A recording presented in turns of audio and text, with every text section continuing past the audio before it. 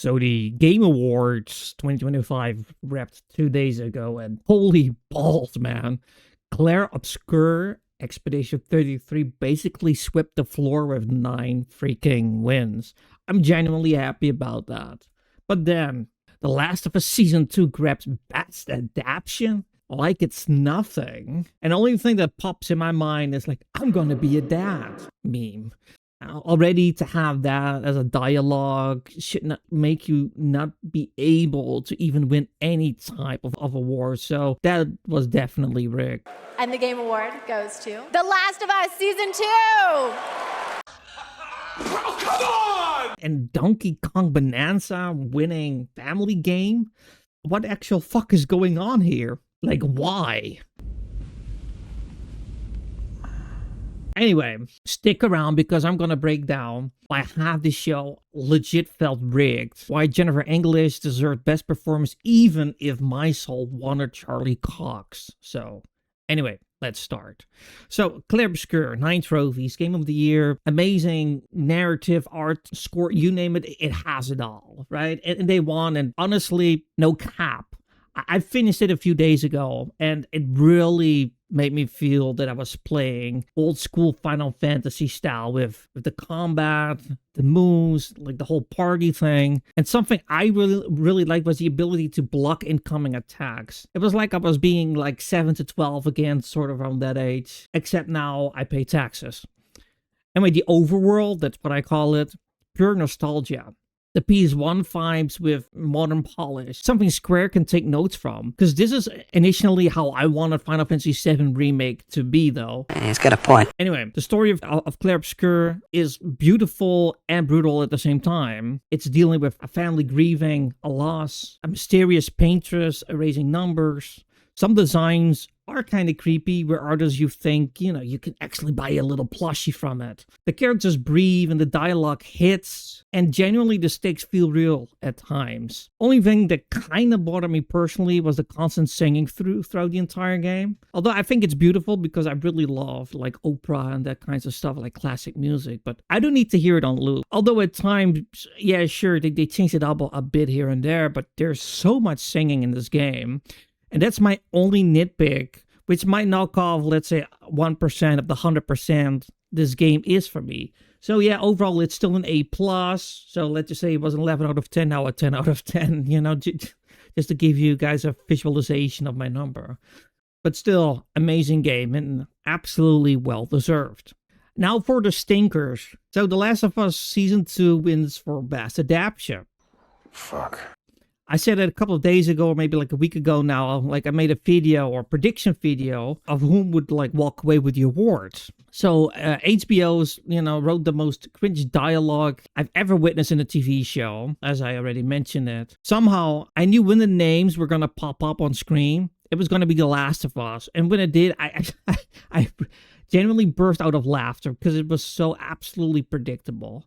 It was so stupid, and the fact that Cockman came up and received the award made it even more hilarious. And all the shit that he said that came out of his mouth was just, I would almost think it was AI slop, like so retarded. I can't even describe it in words. Anyway, I personally would have handed it over to Devil May Cry. Like Dante's one-liners alone would like carry even more weight. And matter of fact, I will second this.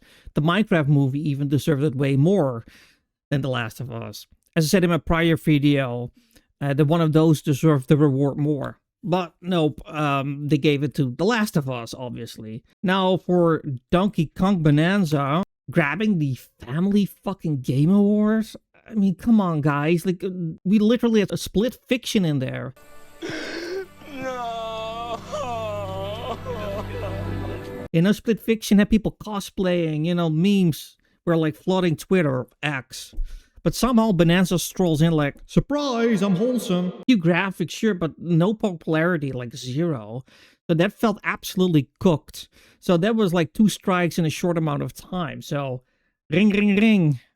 Rigged alert, right? Anyway, I was right on two things. Let's move on. The categories like mobile games, games for impact, what the fuck? Esports athletes and game changers felt like literal filler. I genuinely already forgot while writing this script, but gamer content creator won an award. It felt more like a BR trophy type of thing than anything else. Now, best performance went to Jennifer English as Mael. And honestly, yeah, that's quite fair. She carried after Gustav dipped out early, which I still think is quite unfortunate. So the whole orphan turned emotional anchor arc, she definitely sold that. So props to her. Nice. Every line hits like it's meant to hit. Like the grief, the panic, that quiet heartbreak you can't fake. She understood the assignment and then some. So as I just already said, completely 100% deserved. But my pick, Charlie Cox. That man walks on screen for 5 minutes and basically hijacks the entire atmosphere. Gustav shows up, delivers like, I don't know, 3 sentences. You know, he breathes dramatically and boom, you're locked in. Dude owns the room on Spawn. The problem is these awards worship runtime. If you're not the lead with 40 cutscenes and a monologue about your dead goldfish, you're not winning. That's why Cox got shafted. Still no salt though. I mean, Jennifer crushed it.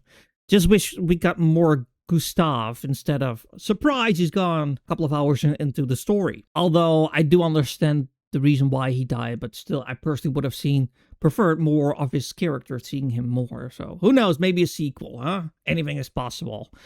All right, let's talk about the draft, because holy hell, some parts of these shows were moving slower than Gustav trying to dodge a canvas blast of broken knees.